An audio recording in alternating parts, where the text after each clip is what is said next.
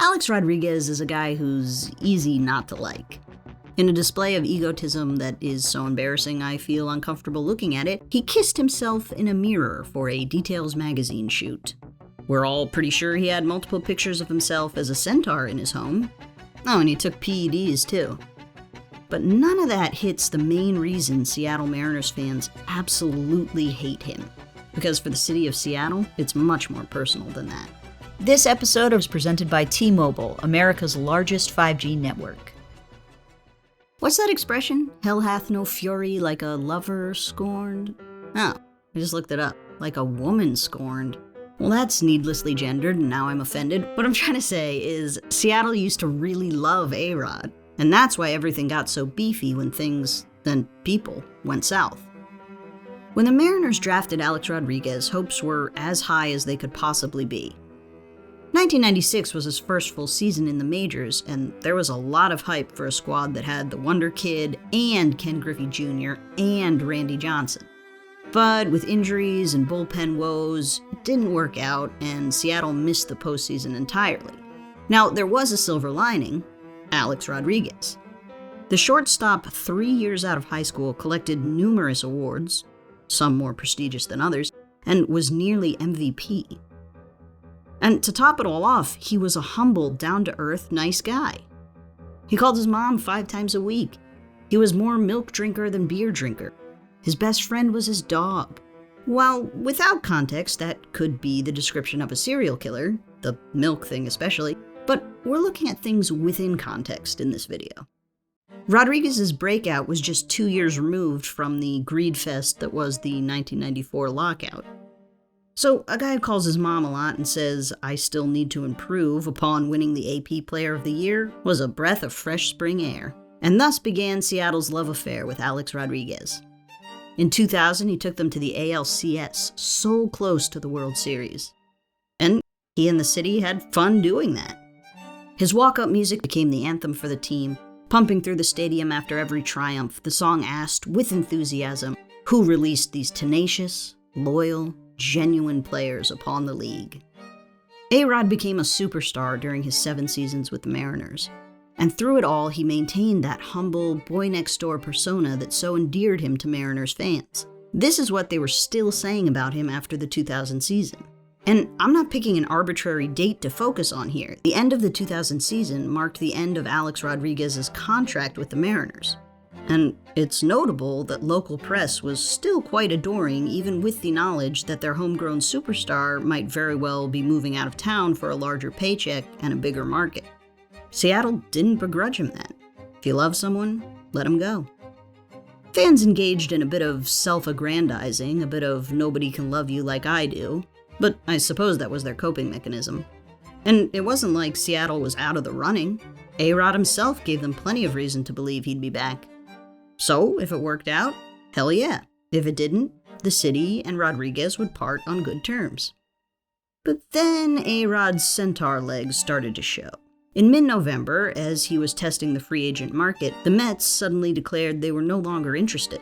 Not because his price was too steep, but rather because the personal perks he wanted would destroy the fabric of the team. Such perks included an office in stadium for his marketing team, stadium space for merch, a charter jet for family and friends, and a billboard presence in the city. And by the way, his price was quite steep, and showed a lot of ego. This is not who Mariners fans thought Alex Rodriguez was. This wasn't the delightful man who didn't let fame go to his head. Had A-Rod played them with his nice guy act? Fans felt betrayed and took A-Rod's contract asks very, very personally, including one letter to the editor that seemed to find his requests an affront to God himself. These demands were so far from the guy Seattle knew, many people assumed it was his agent running amok. Scott Boras was a shark, or you could call him the Big Satan, like this Seattle newspaper did. But it seemed like those who blamed his agent were just in denial. The agent works for the player. A few days after the Mets news broke, Rodriguez spoke out, denying everything. That's not him, come on. He's the kind of guy who would leave money on the table to play for the right team. And the right team was a competitive team. To which M's fans said, "Hey, forget all that other stuff we said. Let's be pals again." By the way, we're a competitive team. Hopes were high in the Starbucks city. And Rodriguez's camp told him to keep them high. 4 days after announcing those finalists, A-Rod signed a contract bigger than anyone had ever even fantasized about. Not with the Mariners, they could absolutely not afford that, but with the 2001 AL West Division losers, a team that had won only one playoff game ever back in 1996. A team with an aging defense and no good pitching, the Texas Rangers. But A-Rod, you said... Oh, I see. So was A-Rod just lying to Seattle over and over, pretending they were still in the running? According to details in manager Lou Piniella's book, yup. A-Rod didn't even accompany his agent to the meeting with the Mariners. And in the meeting, his agent simply said Seattle's offer wasn't even close and walked out. No counteroffer. The end. Door closed. The reaction in Seattle, well, let's just say the reaction to the Mets' demands was a warm-up. Fans were pissed, sickened, despondent, though some still had the energy for puns. It wasn't just that he left for money, it was the lying about it that really stung. Why get the city's hopes up? Just to look like a nice guy for a few extra months? Rodriguez and his agent tried to do some damage control. They blamed the Mariners' management for not making A-Rod feel valued. Rodriguez said the Mariners' offer was impossibly low, to which the city said they offered $95 million Crimea River, because it'll be a Scrooge McDuck-style gold coin river. His agent said that the Rangers' owner was more involved with Alex during the 2-day wooing process than the Mariners' owner had been in 8 years, to which Seattle said, who cares?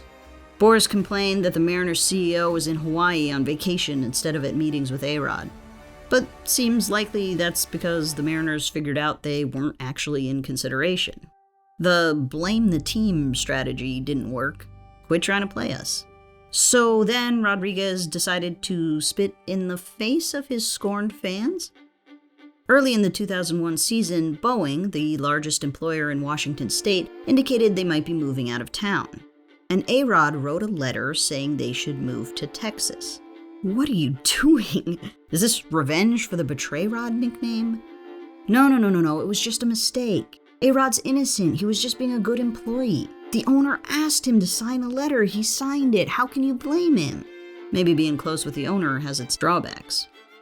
The news of Rodriguez's letter broke on a Saturday. His first game back in Seattle as a Ranger was on Monday. Oh, and Monday just so happened to be Boeing Employee Credit Union night at Safeco Field. Though there was another theme for the night, beef night. There were boos that did not let up. There were signs, some that mocked the good times, some that could not merely be waved. Monopoly money rained down from the upper decks. One fan smuggled in a fishing pole via his pant leg and then used it to dangle a dollar bill above A-Rod's head as he entered the batter's box for the first time. And there was some solace for fans. Their efforts were rewarded. A-Rod played poorly and got his feelings hurt. Another bright spot for Seattle, they did a whole lot better than Texas in the 2001 season. But Alex Rodriguez was a superstar and went on with his superstar career, which took some twists and some turns, had some highlights and some weird lights, and some of those spotlights you shine on criminals in an interrogation room. And throughout it all, Seattle never ever let up in their hatred of the man they once loved.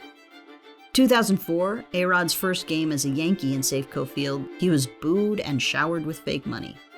In 2009, when he admitted to taking performance-enhancing drugs because of the pressure of his Rangers contract, Seattle was not sympathetic, and in fact, chalked it up to his penchant for greed.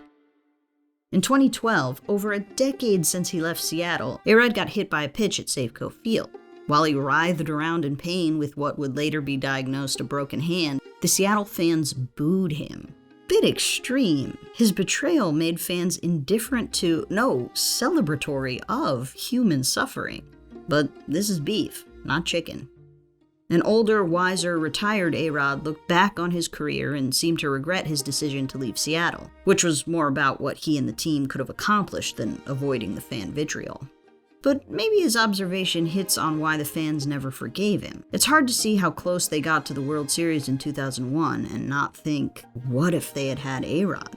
It's also hard to see this stat and realize it might not be the team's legacy if A-Rod had stayed even one more season. But he didn't stay, so here we are.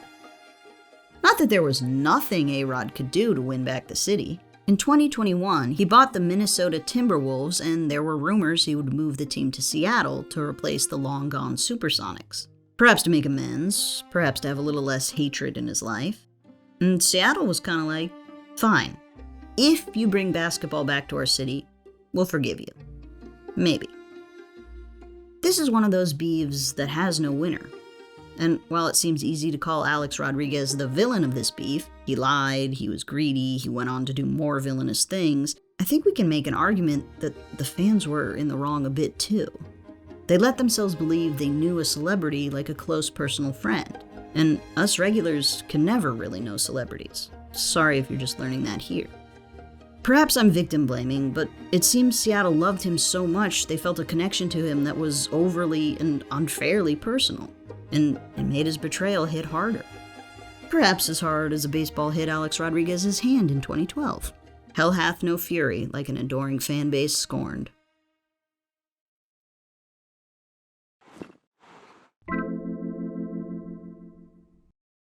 Hey, sorry to interrupt, it's Will. Just want to say thank you for watching, and special thanks to our $10 patrons, our top secret agents. That's whose names you're seeing on screen here. If you want to join the fun, go over to our Patreon. I would have had Clara do this, but she's been a little busy with something else. Thanks for watching, everybody. We've got more videos for you. You can subscribe right here. And quick cue, could you tell from my voice I was 8.5 months pregnant when I recorded this? Shout out to the editors for removing all my heavy breathing and holy shit is the baby coming right now interludes. For Secret Base, I'm Clara Morris. Good night and good game.